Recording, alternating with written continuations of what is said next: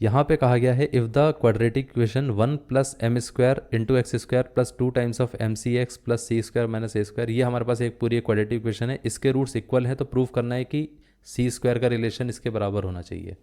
अब ये इक्वेशन हमारे पास है, तो ये आ जाएगा 1 plus M square into X square, साथ में क्या है plus 2 times of M C into कितना है X plus C square minus A square is equal to 0।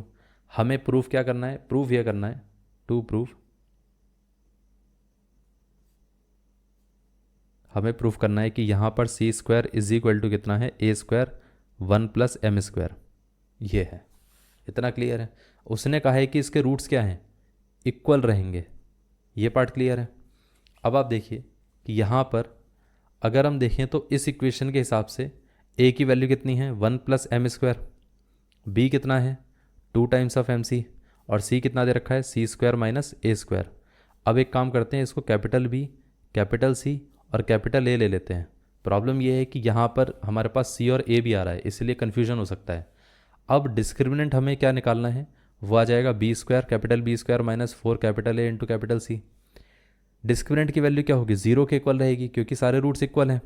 तो यहाँ पर हम ऐसा बोल सकते हैं ना कि ये आ जाएगा 2 टाइम्स ऑफ एम सी का whole square minus 4 times of A कितना है 1 प्लस एम स्क्वायर, और ये सी कितना है सी स्क्वायर माइनस ए स्क्वायर, इसकी वैल्यू इक्वल टू 0 होनी चाहिए। ये पार्ट क्लियर है। इसका स्क्वायर करेंगे तो ये आ जाएगा 4 M square C square minus 4 times of, इसको जब हम इससे मल्टीप्लाई करेंगे तो ये कितना आएगा, ये आ जाएगा हमारे पास C square minus A square plus M square into C square minus M square into A square is equal to 0।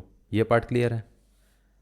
अब आप देखिए कि यहाँ पर पूरे में हम 4 कॉमन ले सकते हैं, बचेगा कितना M square into C square minus कितना आ गया, ये आ जाएगा माइनस का सी स्क्वायर, ये प्लस का ए स्क्वायर माइनस इंटू माइनस, ये आ जाएगा माइनस का M square into C square minus minus कितना हो गया plus M square into A square.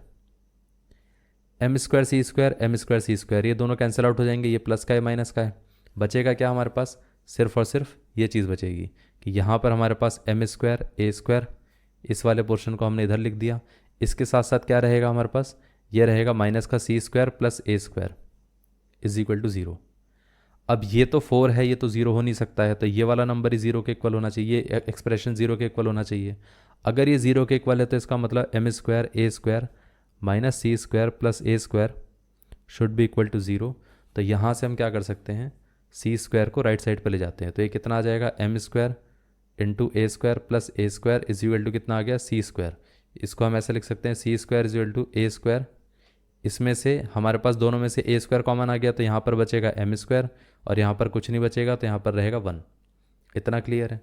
और हमें प्रूफ क्या करना था, हमें यही प्रूफ करना था, तो ये क्या हो गया हेंस प्रूव्ड। इतना क्लियर है, ये आंसर है।